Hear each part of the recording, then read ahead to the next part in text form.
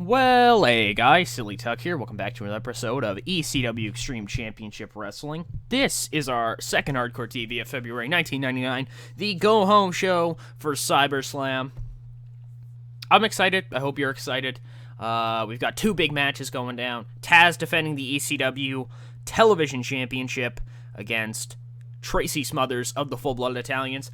And Matt and Jeff Hardy defending their tag team championships against Little Guido and Tony Mamaluke, also of the Full-Blooded Italians. Matter of fact, that'd be a great main event.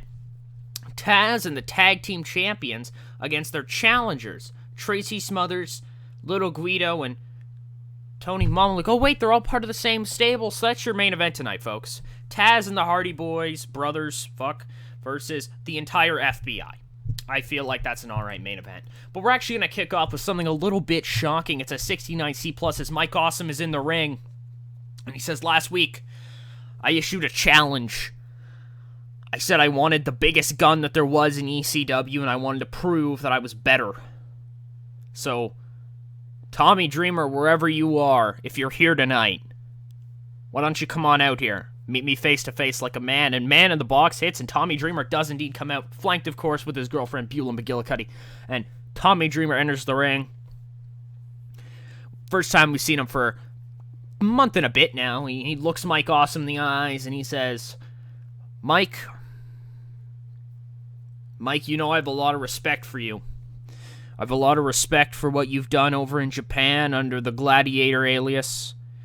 I have a lot of respect for what you've done in this company so far, and I too do agree that you are capable of making that next step. I've had a really rough year. I think all these people have seen it. You know it. My close friends, I've talked to them, and they're not really sure what to do with this situation. And so I thought about it. For 7 straight days. This morning, I wasn't even sure what my decision was going to be. Should I come back again? And what if I lose? Where does that leave me? And I stopped. I stopped myself. I stopped that train of thought, and I said, I looked myself in the mirror, and it was Beulah who actually said to me and pointed out to me that I'm Tommy Dreamer. I am this company's heart. And if this company, its heart is not present, then truthfully it is not beating, it is not alive. Mike Awesome, you're one big talented motherfucker. And it would be my pleasure to do war with you. You told me to name the time, name the place. I don't know that right now. I hope you accept the fact that I might need a little bit more time to figure out when we're going to have this match. But I would like to tell you that it's going to happen. And Awesome looks at Dreamer and he says, yeah, Tommy, no, I get that. I get the whole thing, you know what I mean? That you wanna kind of take some time and figure out when you want this match to happen. But you might want to schedule it for a little far off. And Dreamer's like, what? Why would that be, Mike? Wouldn't you want to? And Mike just fucking kicks him in the gut, lifts him up, awesome bomb, just bang, middle of the ring. Mike Awesome says, grabs the mic, and he says, you might want to schedule it a couple months down the road, because if you keep showing up week after week, I'm going to put your ass in a stretcher. Then I'm going to put your ass in the ambulance. Then I'm going to send you to the hospital, and I'm going to find you in the hospital, and I'll send you to a fucking morgue. I'm Mike Awesome. I don't need you, Tommy. You come out here and you sing my praises like I fucking need you to. I don't need you to do shit. I'm the best big man in professional wrestling. My powerbomb that I just gave you, nobody will ever kick out of that, because it's fucking awesome. I'm fucking awesome. It's kind of my thing. He lifts Dreamer up again, just gives him another awesome bomb for good measure. And he says, Tommy, rest up. Whenever you do choose the fucking date, know it's the very last match you will ever have in your life. Awesome just fucking throws the mic at Dreamer and walks off. So Tommy Dreamer has accepted the challenge from Mike Awesome. Mike Awesome has sent a statement. He has laid out Tommy Dreamer.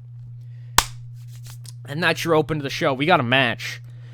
It is Kurt Angle. He just... Oh, fuck. Kurt Angle hurt himself. That's not terrible, actually.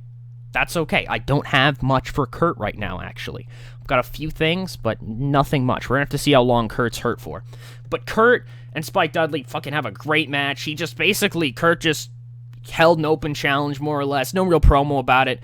Our commentator, Joey Styles, is all alone now, puts it over, and Spike comes out and tries for it, but in about 5.5 minutes, he's just dummied by Angle. And Angle's hurt, and that's probably not good. Yeah. Actually, we have a new commentator to unveil, and it's Chris Cruz. I don't really know who Chris Cruz is, but his description says he knows things about lucha. He knows about the lucha things, and I'm like, that sounds like a guy I should have. So he's backstage, he interviews Jerry Lynn, and he says, hey, Jerry, my name's Chris Cruz. I've just been signed on here now that Joel Gertner's gone. I'm actually starting as color commentator tonight. I'm making my way out there after, and I was just told to kind of get your thoughts on what's going on for the future for you. And Lynn says, I'm not totally sure. I've had a couple setbacks. I've lost my belt. Then I lost to Shane Douglas. Now I've lost to Kurt Angle. I'm not too sure what's next for me. I'm really not too sure, Chris. I know you'd like to get an answer, but I'm not overly sure what to do with myself. I've debated on just kind of putting my head down and wrestling some more matches, you know what I mean? Maybe just building up a repertoire, maybe going for that belt again when I eventually make my way back up the ranks, but I've worked hard my whole life, and I've really only gotten anywhere once. I'm not totally sure what I'm going to do. And Chris is like that. Thank you, Jerry. And so there you go, a little bit of a promo interview from Jerry Lynn. He's not too sure. And so backstage, the Hollywood Blondes beat the shit out of the Stormtroopers before they can make their way to the ring for their match up next. They were set to take on the Blue Meanie and Stevie Richards, the remains of the BWO, if you will. And Sexton and Christian beat the shit out of them, repay them for the attack last week. Fucking, I think, probably a concerto to Chris Candido for some reason. I don't know why, but give him a concerto, because we got to break that out as quick as possible. Angelina Dummery get into a bit of a brawl as well. And the Hollywood Blondes stand tall. So, who's gonna replace the Stormtroopers? Well, I guess we still have to have this match here, and whoa, it's the Dudley Boys. They're back from a little bit of a hiatus since dropping their belts. They win about 8:28 when Bubba Ray Dudley defeated the Blue Meanie by pinfall with a 3D. Really good match overall. The Dudleys are still very, very, very good at their jobs, and I appreciate them being so great at it. The Dudleys pick up a victory. Moving forward, we have a promo from Shane Douglas. Kind of a bit of a theme here about guys who are kind of directionless on this show. Douglas says that it doesn't matter what's going on in his future, because he's the franchise. And it's not going to matter who is in his way or what's standing in front of him. He's the franchise. He always will be, whether he has the belt or not. Rob Van Dam can keep running, whatever. He got lucky twice. It happens. Shane Douglas is still the best pro wrestler in this company. He's still the best promo in this company. He's still the biggest draw in this company. He's the fucking shit, I'm telling you. And Douglas just basically straight up says, belt or not, I'm the man. We had a 64Cs backstage. Taz knocks on the Hardys' dressing room, and Jeff and Matt come out, and they meet each other for the first time. The the three champions. A little bit of an exchange with respect shown from both sides. Taz is a respectful guy. I don't know if I've expressed that enough. Taz is a very respectful wrestler, but if you poke the wasp's nest, you're going to get stung. You know what I mean? So, you know what I mean? He introduces himself to the tag team champions, you know what I mean? Congratulates them on winning their belts at such a young age. You know, they congratulate him on being such a lengthy champion, you know what I mean? There's some good discussion. They go over a little bit of game plan ahead of the main event, which is up next. It's a 69C+, because Taz is the shit. In a bout that was a decent match, Taz and the Hardy Brothers defeated the Full-Blooded Italians. Full-Blooded Italians? Oh, God. Full-Blooded Italians. Tracy Smothers, Tony Mamaluke, and Lil Guido in 1805 when Taz defeated Tony Mamaluke by pinfall with a Northern Lights suplex. Overall, I really thought this match was great. Kind of a clash of styles between the suplex-based offense and the high-flying-based offense between Taz and the Hardy Brothers, and kind of even the dynamic here between the Italians, with Smothers being a brawler, Guido being more of a technician-type character, and Mamaluke enjoying a fast-paced offense with some high-flying elements. Overall, though, Taz is able to get the smallest of the full-blooded Italians, Tony Mamaluke, in the ring alone, probably the most inexperienced as well, and Taz goes to town on him, and it allows him to pick up the victory. We close out on a 75B- as Rob Van Dam comes out, and he calls the Sandman out to the ring, not in a very negative way, you know what I mean, but just to congratulate him on winning, and, you know what I mean, kind of establish that they will be fighting going forward. The Sandman comes out, and he says, Van Dam, to be totally honest, I don't give a fuck about you. It seems like everybody else around here has forgotten the fact that not even 6 months ago you were trying to run me out of this company. You were trying to run Tommy Dreamer out of this company. You were trying to run Balls Mahoney out of this company. You were trying and successfully ran Bam Bam Bigelow out of this company. You're slowly taking away our stars, our ECW originals, and I'm not going to stand for it. People may respect you now that you're champion. They may think you've turned another leaf, but I know deep down you're still the same fucking scumbag you always were. You're going to learn exactly what I think about you. And it's going to come when I smash you over the skull again and again and again with this Singapore cane, when I put my cigarette out on your forehead, and when I pour beer straight in your eyes and cut you with the can. And Van Dam's like, Jesus fucking Christ, dude. Chill the fuck out. You know what I mean? This is definitely what Steve was talking about. You are not fit to be a pro wrestler. You're a fucking thug. I was right this whole fucking time. You're a loser. You're a fucking loser, and you can't do anything but beat me with weapons. If we were to have a one-on-one match without any weapons, I would school you. I would end your life. I'd tie you up in knots, and you couldn't do shit about it. And Sandman says, check the name. This is Extreme Championship Wrestling. Not Eastern, not Entertainment Championship Wrestling, not WCW, not the WWF, whatever. It's all legal here. You wanted to save this company a little while ago, didn't you? Yeah, congratulations, you're world champion now. Do your saving. But I'm going to take that belt from you, and you'll be stuck at square one all over again. How's it going to feel knowing that everything you've worked for was for nothing? I know it'll feel pretty good to me. I know it'll feel pretty good to all the guys in the back, because no matter what they say, they still don't respect you. You're still an asshole. You're still a fucking pretty boy who wanted to jump ship. You're not the face of this company. You know who's a better face of this company than you? Shane Douglas is a better face of this company than you. I'm a better face of the company. Tommy Dreamer. Jerry Lynn. Taz. All those guys have been here just as long as you, but they don't bitch and complain.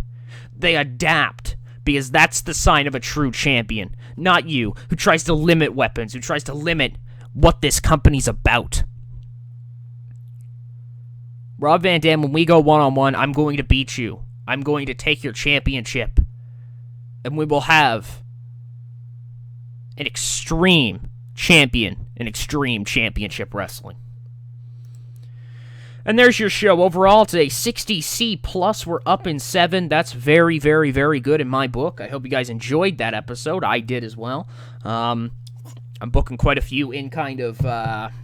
I'm just booking a few in a row here, you know what I mean? I got a bit of a flow going on to myself. Overall, though, I really did like that show. I thought it worked pretty well. And, yeah, we got a new commentator tonight. You can see him on comms here, wherever he is. Can I not see him? I cannot. Whatever then. We'll show you here in a minute. Looking through here, I don't really see anything overly interesting. Kurt Angle's hurt. He's not taking time off. Angle's going to keep wrestling, so that's okay. How long is he going to be busted up for? This is perfect. 25 days, that's okay. We'll keep Angle off TV for a bit, just so we can rest up. Sabu's back tomorrow, so, you know, our next show is, hold on here, I gotta actually switch this. Our next show, where's broadcasting? There it is. Our next show is actually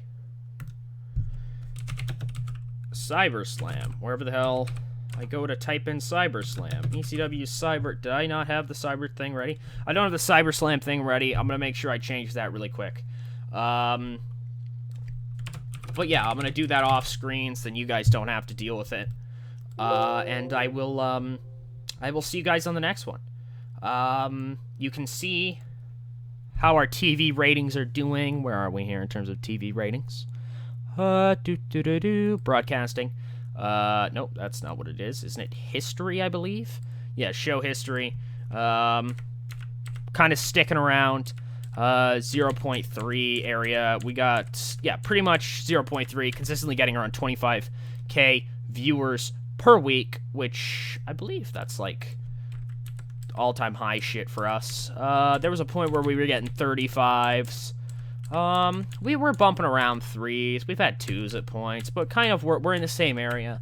I've been watching a bit of 32 weeks, or 32 weeks, 86 weeks, 83 weeks. Fuck's sakes, Tucker.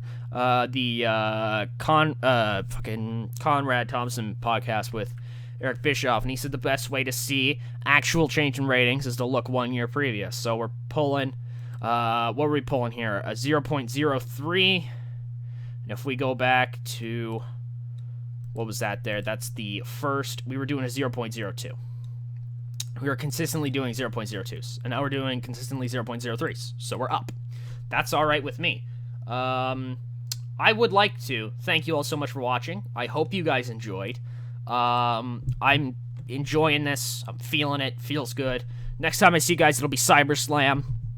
Tag Team Championships on the line. The FBI take on the champions, the Hardy Brothers, Jeff and Matt, and Tracy Smothers, also the FBI, takes on the television champion, the long-reigning champion, Taz.